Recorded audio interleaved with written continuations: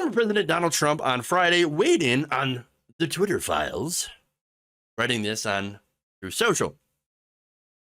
So, with the revelation of massive and widespread fraud and deception, and working closely with big tech companies, the DNC, and the Democrat Party, do you throw the presidential election results of 2020 out and declare the rightful winner? Jesus. Or do you have a new election? A massive fraud of this type and magnitude allows for the termination of all rules, regulations, and articles, and even those found in the Constitution. Our great founders did not and would not condone false and fraudulent elections. So understand that goes really hard. Really hard.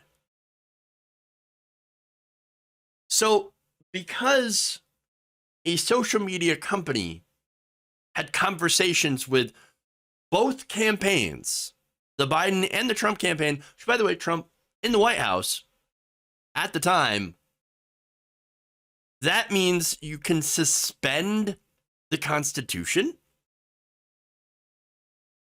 What? No, that's ridiculous. And by the way, incredibly authoritarian.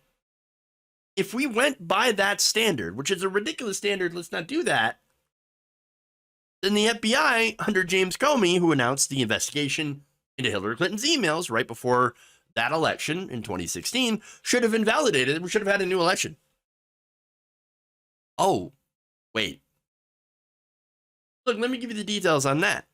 After the FBI director sent his letter to Congress on October 28th, 2016, about the discovery of new Clinton emails and the Bureau's plans to assess them, Trump praised Comey for his guts and called the news bigger than Watergate. Now, he was, again, a candidate at the time. Clinton went on to lose that election, and yet a report found that former FBI Director James Comey had made the serious error of judgment when he announced right before that election that he was reopening an investigation into her use of a private email server. Now, look, that is incredibly relevant, in my opinion. Keep that in mind. But first, using either of these examples, the case of the government itself intervening right before an election, which is the FBI in this case, James Comey, that potentially harms a candidate, is what Republicans claimed the problem was in 2020. That the Biden campaign somehow used the power of the government, which was under the control of the Trump administration, to force Twitter or bully Twitter to then delete or censor the Hunter Biden story, which, by the way, did get censored on social media, but it wasn't the government that did it. He's using that excuse, and that's absolutely ridiculous. That's, again, in the case of the Twitter files, we don't even have any government officials saying spike the story to help Joe Biden. And yet Republicans, they're still blaming Biden. Again, it's ridiculous when you see, if I made the argument that we should just redo the 2016, we should have redone the 2016 election because of James Comey. Well, no, that's ridiculous. It's ridiculous to use either of these examples. Again, I think what Comey did in 2016 was ridiculous and wrong. They didn't have any reason to open that investigation, but at the same time, that you can't do a do-over on that. That's not what happens. I also think that, again, Twitter burying the laptop story was wrong. One does involve the government, however, the other does not. And yet, which of these campaigns had asked to terminate the Constitution over it? Which one? Which one? Was it Obama? No, it was not.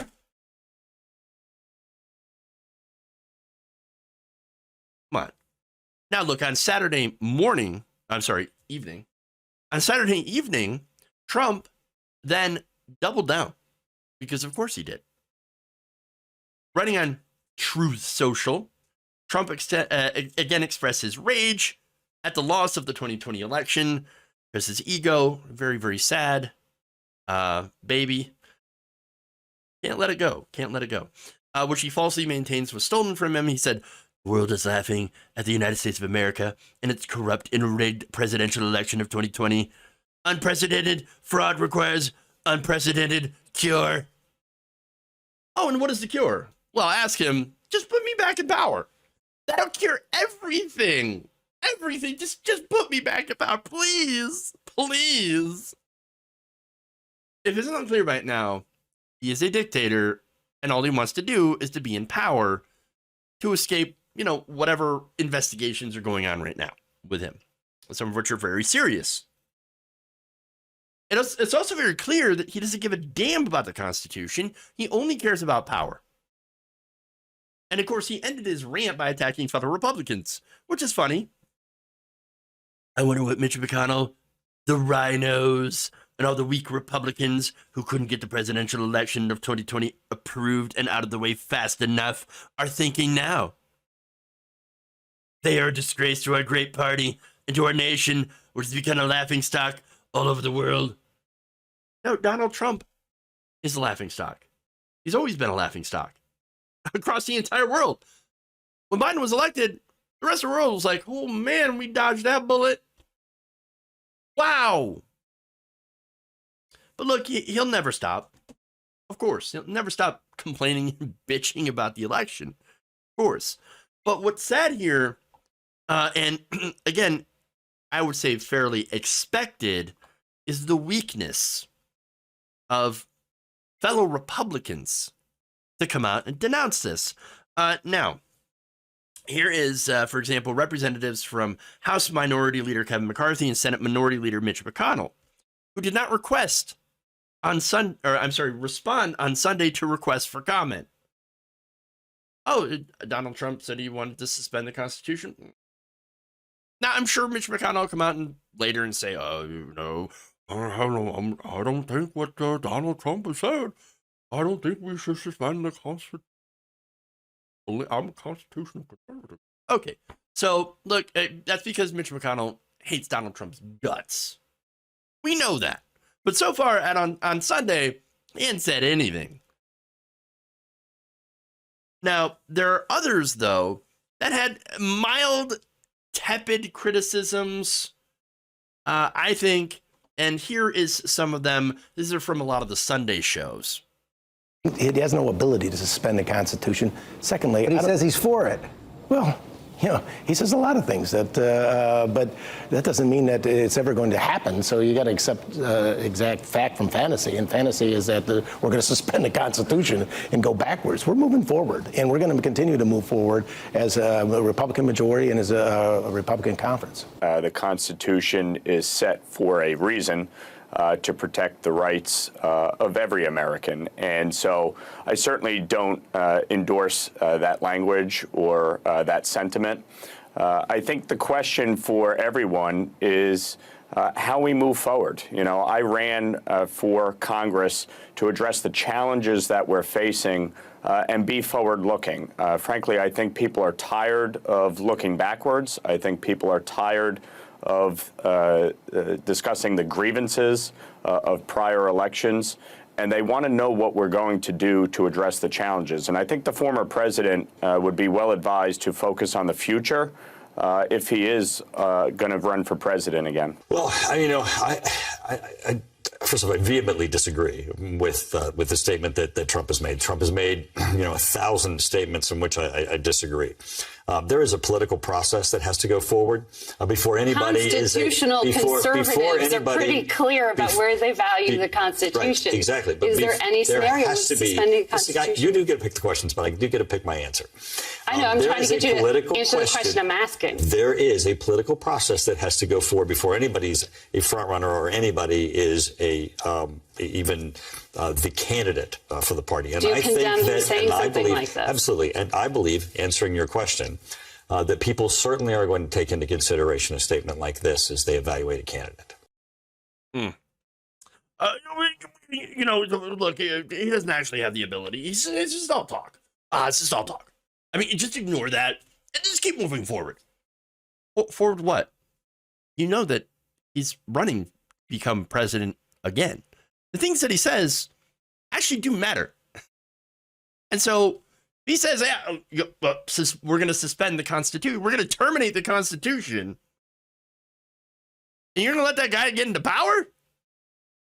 Oh, but we should look forward. Not back. We should continue to look forward. Yes. And it's just words. He won't do anything of it. He won't do any of that. Oh, no, of course not. And we're supposed to trust that. No, he's a fascist. Look, what you have here is some pretty weak criticisms of what Trump said, not of Trump himself, by the way, from Republicans who claim to care about the Constitution. And again, when Trump says, let's just light it on fire already, it's, that's not what they meant. He didn't actually say, that's a little uncomfortable. That's like, it's almost like Kanye coming out and saying, I love Hitler. And the right wing going, he doesn't actually mean that. Come on. No, he's literally saying it. Terminate the Constitution. That's what Trump said. But of course, he comes out later. And I'll get to that statement. But as you can see, you still have members of the party that are running cover for him. And because they're afraid. Now, they're not afraid of Trump himself. What they're really afraid of is the base, the voters, the Republican base, who, just like when it comes to the Bible, they haven't actually read the whole thing. They cherry pick out the stuff that they like and ignore the rest, and they don't actually understand what's in it. Now, later on Monday, of course, Trump comes out, denies saying that the fake news, the, disinformation, and then goes on to, of course, talk about the stolen election lies. But that, again, that's Trump.